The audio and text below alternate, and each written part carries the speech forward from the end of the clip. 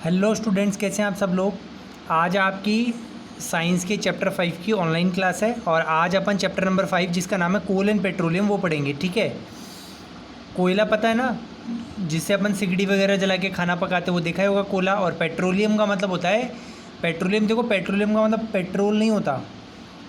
Petroleum एक बहुत common liquid है जो कि अर्थ से डिग करके निकाला जाता है और उस लिक्विड में से फिर क्या निकलता है, पेट्रोल, डीजल, कैरोसिन वगैरह निकलते हैं। तो पेट्रोल, डीजल, कैरोसिन जिस एक लिक्विड में से अलग अलग करके निकाला जाता है उस लिक्विड को पेट्रोलियम कहते हैं। ठीक है, तो चलिए पढ़ते हैं। We use various materials for our basic needs, some of them are found in nature and some have been made by human efforts.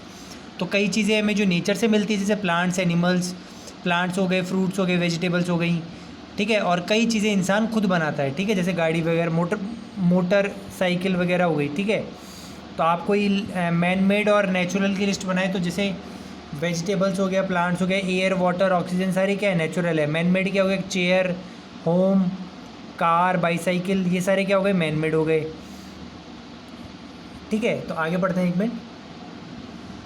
Can air, water and soil be exhausted by human activities. क्या पानी, हवा या मिट्टी इंसान के कार्य द्वारा कभी ख़त्म हो सकते हैं? नहीं।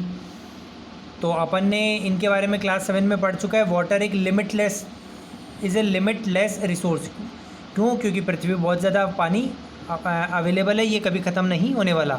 In the light of the availability of various resources in nature, natural resources can be broadly classified into two kind. तो जो नेचर से हमें चीज़ें मिलती हैं, जो नेचुरल रिसोर्सेज होते हैं, वो दो तरीके से डिवाइड किए जा सकते हैं। पहले इन एग्जॉस्टिबल नेचुरल रिसोर्सेज, इन एग्जॉस्टिबल यानी जो कभी नेचर में ख़त्म नहीं होंगे। तो वो नेचर हमें कुछ ऐसे रिसोर्सेज देता है जो कभी ख़त्म नहीं होते, जैसे एयर, वाटर हो गया, लैंड हो गया।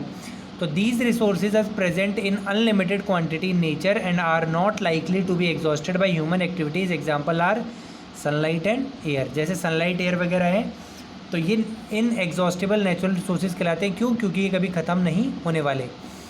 दूसरे आते हैं एग्जॉस्टिबल नेचुरल रिसोर्सेज। तो the amount of these resources in nature is limited. ये वो रिसोर्सेज है जिनका अमाउंट नेचर में क्या लिमिटेड है। They can be exhausted by human activities. ये इंसान के कार्य द्वारा ख़त्म हो सकते हैं। और इनका एग्जाम्पल है फॉरेस्ट। अगर जंगल इंसान काटता है गया तो एक दिन जंगल ख़त्म हो जाएंगे। वाइल्ड लाइफ, जंगल में पाए जाने वाले जीव, मिनरल्स, कोल, पेट्रोलियम, नेचुरल गैस। तो ये कुछ ऐसे रिसोर्सेज हैं जो एग्जॉस्टिबल है, यानी एक ना एक दिन ज़रूर ख़त्म हो जाएंगे इंसान के यूज़ के द्वारा। ठीक है, अब देखो यहाँ पे एक एक्टिविटी दी गई, मैं आपको समझा देता हूँ, मैंने पढ़ लिया है पहले। ये दिए गए कि मान लो आप कुछ बच्चों में, मतलब आप कुछ बच्चों के ग्रुप बना दो और फिर ग्रुप में भी सब ग्रुप बना दो और कुछ कंटेनर्स लेके उसमें पॉपकॉर्न, मूंगफली, रोस्टेड ग्राम, टॉफ़ी वगैरह बांट दो। अब एक और स्टूडेंट्स को अलग अलग ग्रुप्स में बना दो, 7-7 बच्चों के, और फिर उस ग्रुप में भी सब ग्रुप बना दो।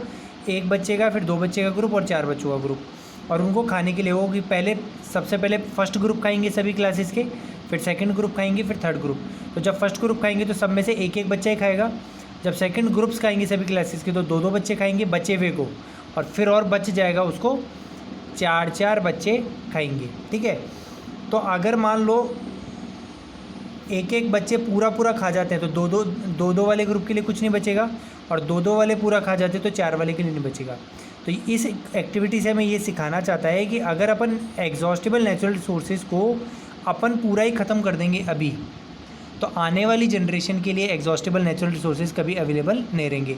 मान लो कोल, पेट्रोलियम को अपन ही पूरा यूज़ कर ले जाएँ तो 100 साल बाद में जो पीढ़ी आएगी उसको ये मिलेगा ही नहीं। ठीक है, तो इस चैप्टर में अब आगे बढ़े। In this chapter we will learn about some exhaustible natural resources like coal, petroleum and natural gas. तो इस चैप्टर में अपन जो एक ख़त्म हो जाते हैं ना भाई, एक ना एक दिन ख़त्म हुए, कोल, पेट्रोलियम और नेचुरल गैस, इन्हीं के बारे में पढ़ेंगे डिटेल में। These are formed from the dead remains of living organisms. ये डेड रिमेन यानी जो लिविंग ऑर्गेनिज्म, चाहे प्लांट्स हो चाहे जानवर हो, जो लाखों साल पहले मर गए और ज़मीन के नीचे दब गए, तो उनसे बने हुए होते हैं ये अपने natural resources like coal, petroleum और नेचुरल गैस।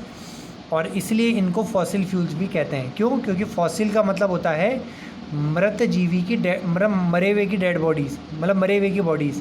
तो जब मरे हुए की बॉडीज़ अंदर ज़मीन के अंदर दब जाए और वो कोयला या पेट्रोलियम में तब्दील हो जाए तो उसको फॉसिल फ्यूल कहते हैं। Coal is one of the fuels use to cook food. कोयला भोजन पकाने में देखो गाँव में बहुत काम आता है, अपने तो सिलेंडर आता है, लेकिन गाँव में सिगड़ी से कोयला मतलब कोयले से सिगड़ी जलाकर खाना बहुत पकाया जाता है। Earlier it was use in railway engines to produce steam and to run the engine. पहले के टाइम पे क्या होता था, जो ट्रेनें थी तो ट्रेनें के अंदर जो इंजन होता था वो भी कोयले से ही चलता था। कोयले को जलाकर भाप बनाई जाती थी स्टीम, और उस स्टीम से फिर इंजन चलता था। लेकिन आजकल फिर अब इलेक्ट्रॉनिक ज़माना आ गया तो रेलवे इलेक्ट्रॉनिक हो गई है, अब कोयले का रेलवे में इस्तेमाल नहीं होता। It is also use in thermal power plants to produce electricity. और आज के टाइम में मेनली ज़्यादा यूज इसका थर्मल पावर प्लांट में होता है, जहाँ पे कोयले को जलाकर पानी को भाप में तब्दील किया जाता है, फिर भाप से इलेक्ट्रिसिटी जनरेट की जाती है। Coal is also use as fuel in various industries. और कोयले को कई इंडस्ट्रीज़ में ईंधन के तौर पर भी काम में लिया जाता है। ठीक है, अब आता है स्टोरी ऑफ कोल। कोल बना कैसे? तो about 300 million years ago the earth had dense forest in low lying wetland areas. कि 300 लगभग 300 लाख साल पहले, या मतलब 300 मिलियन साल पहले क्या होता, कुछ फॉरेस्ट थे जो ज़मीन के निचले हिस्सों में थे। कुछ होते ज़मीन के ऊपर हिस्से, और कुछ जैसे होता है ना निचले हिस्से होते हैं जहाँ पे थोड़ा मिट्टी नीचे होती है। तो उन इलाकों में कई फॉरेस्ट थे, घने जंगल थे। क्यों? क्योंकि वहाँ पे पानी इकट्ठा ज़्यादा होता था, तो ज़्यादा इकट्ठे पानी के कारण जंगल घने थे। Due to natural process like flooding that these forest got buried under the soil. अब देखो कई बार मान लो बाढ़ भूकंप जो आ गए, उसके कारण ये मिट्टी खिसक कर इन मतलब जो लो लाइंग जो डेंस फॉरेस्ट है ये मिट्टी के नीचे दब गए। As the soil deposited over them, जैसे जैसे उनके ऊपर मिट्टी की परत बढ़ती गई ये दबते गए, कंप्रेस होते गए, प्रेशर बढ़ता गया। The temperature also rose as they sank deeper and deeper. और जैसे जैसे वो नीचे की तरफ जाते गए, यानी उनके ऊपर मिट्टी की सतह बढ़ती गई, तो टेम्परेचर भी बढ़ता गया, प्रेशर भी बढ़ता गया। और under high pressure and high temperature dead plants got slowly converted into coal. तो जो फॉरेस्ट की जो प्लांट्स थे, जिनकी लकड़ियाँ थी, वो आधी जली हुई रह गई हाई टेम्परेचर प्रेशर के कारण, और कोयले में तब्दील हो गई। As coal contains mainly carbon. Coal में मेनली कौन सा एलिमेंट पाया जाता है? कार्बन पाया जाता है। The slowly process of conversion of dead vegetation into coal is known as carbonization. और कोल जो डेड ऑर्गेनिजम्स है उनका कोल में कन्वर्ट होना, प्लांट्स का, डेड प्लांट्स का दबकर कोल में कन्वर्ट होना कार्बोनाइजेशन कहलाता है। Since it was formed from the remains of vegetation, coal is also called fossil fuel. अब क्योंकि ये मरे हुए पेड़ मतलब पेड़ पौधे जो दब गए उनसे बना हुआ है, और पेड़ पौधे एक फॉसिल है, फॉसिल मतलब जीव है, इसलिए इसको कोल को भी फॉसिल फ्यूल कहा जाता है। एक कोल की खदान जो खोदी जाती है जिसमें से कोयला निकलता है, उसका अपन को एक फ़ोटो दिखा रखी, देखो ये ऐसी कोई एक कोल की खदान होती है जो मशीनों से खोद कर कोयला निकाला जाता है। ये वही मतलब फॉरेस्ट है जो मिट्टी के नीचे दब गए थे 300 साल पहले, अब वो कोयले में तब्दील हो गए, तो अपन उसको निकाल रहे हैं। When heated in air, coal burns and produces mainly carbon dioxide gas. जब हवा में जलाया जाता है तो कोयला मेनली जलकर क्या प्रोड्यूस करता है? कार्बन डाइऑक्साइड गैस उत्पन्न करता है। Coal is processed in industry to get some useful product such as coke, coal tar and coal gas.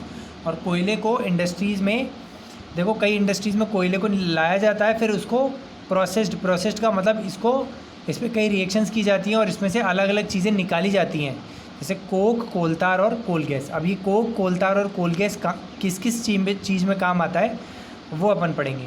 It is a tough, porous and black substance. Coke क्या होता है? टफ, और porous होता है मतलब बुरादे जैसा होता है, और काला सब्सटेंस होता है। It is almost pure form of carbon का एकदम शुद्ध रूप होता है coke. Coke is used to manufacture of steel and in extraction of many metals. Steel बनाने में काम आता है, और मेटल्स जो मेटल्स क्या होते हैं धरती में इम्प्योर फॉर्म में पाए जाते हैं, तो उन इम्प्योर फॉर्म से प्योर मेटल निकालने में भी कोक का इस्तेमाल होता है। सेकंड है कोलतार। ये लिक्विड जैसा होता है, डेंस, जैसे शहद जैसा होता है, लेकिन काला होता है। आपने डामर वगैरह देखिए, जहाँ डामर की रोडें बनती है तो वहाँ पे वो काला लिक्विड जो होता है वो कोलतार ही होता है। It is a black thick liquid with unpleasant smell. इसकी स्मेल भी बहुत बेकार होती है। It is a mixture of about 200 substances, लगभग 200 सब्सटेंसेस का ये मिक्सचर होता है। ठीक है। Products obtain from coal tar are used as starting materials for manufacturing various substances used in everyday life and industries में कई सामान बनाने में कोल तार का इस्तेमाल होता है। लाइक सिंथेटिक डाई बनाने में, ड्रग्स बनाने में, कई दवाइयाँ बनाने में, एक्सप्लोजिव बम फार्मा के बनाने में, perfume, plastic, paint, photographic material जैसे फ़ोटोग्राफ के एक्सरे वगैरह होते हैं ना, वो बनाने में काम आता है। तो छतों के कुछ सामान बनाने में काम आता है। Interestingly naphthalene balls use to repel moths and other insects are also obtain from coal tar. और जो घरों में अपन वो जो कपूर की गोलियाँ लगाते हैं ना, वाइट वाइट, जो कीटाणुओं को दूर रखते हैं, तो वो भी कोल तार से ही बनाई जाती हैं। तीसरा पार्ट आता है कोल गैस। कोयले से हमें एक चीज़ और मिलती है, coal gas. Coal gas is obtained, ये एक गैस होती है। और जब आप कोक बनाते हो ना, कोयले को कोक में तब्दील करते हो, तो उस टाइम पे एक गैस निकलती है जिसको कोल गैस कहते हैं। It is used as a fuel in many industry situated near the coal processing plant. तो जहाँ पे भी कोयले से कोलतार और कोक बनाया जाता है, तो उसी के पास में, मतलब वहीं पे कोल गैस निकलती है और उसको ज़्यादा दूर लेकर नहीं जा सकते, तो उसी के पास में कई इंडस्ट्री सेटअप होती है, वो कोल गैस को इस्तेमाल कर लेती है। तो बच्चों, पहला पार्ट हमारा यहीं तक था। कोयले के बारे में पढ़ लिया। पेट्रोलियम के बारे में, पेट्रोलियम और नेचुरल गैस के बारे में अपन अगली क्लास में पढ़ेंगे। वीडियो को लाइक करो, कमेंट करो, चैनल को सब्सक्राइब करो, रेगुलर देखते रहो। Thank you, have a nice day.